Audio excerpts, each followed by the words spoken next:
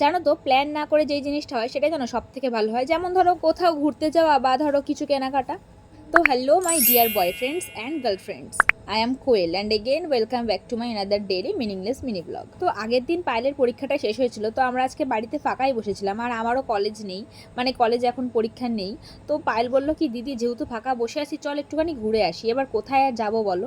আমাদের দৌড় এই কাঁচরাপাড়া অবধিই ছিল, মানে তার থেকে বেশি দূর গেলে মা আবার বাড়ির থেকে বিদায় করে দেবে। আসলে গেছিলাম যে পুজোর কিছু কালেকশন উঠেছে নাকি এগুলো দেখতে। আচ্ছা, তোমরা পুজোর শপিং করা শুরু করে দিয়েছো?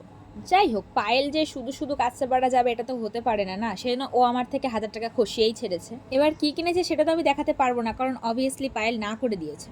তো যাই হোক, যেটা কিনতে গেছিলাম সেটা কেনা হয়ে গেছিল, আর তারপরে স্টেশনে পৌঁছেই দেখি বৃষ্টি শুরু হয়ে গেল। অবশ্য বৃষ্টিটা হয়েছিল এই 5 মিনিট মতো, মানে তার থেকে বেশি হয়নি। বেসিক্যালি আমাদের কেনাকাটা খুবই তাড়াতাড়ি হয়ে গেছিলো, তো সেজন্য আমরা তাড়াতাড়ি চলে এসেছিলাম স্টেশনে। কিন্তু আমরা এমন টাইমে এসেছিলাম যে মানে আমরা স্টেশনে পা দিলাম আর একটা ট্রেন বেরিয়ে গেল।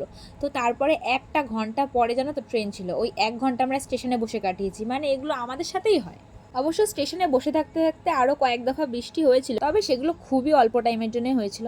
কিন্তু হ্যাঁ, মদনপুরে নেমে দেখলাম মদনপুরে বেশ ভালোই বৃষ্টি হয়েছে। তো চলো আমরা এখন এই বৃষ্টির মধ্যেই বাড়ি যাই। তোমাদের সঙ্গে দেখা হবে খুব শিগগিরই নতুন কোনো ব্লগে।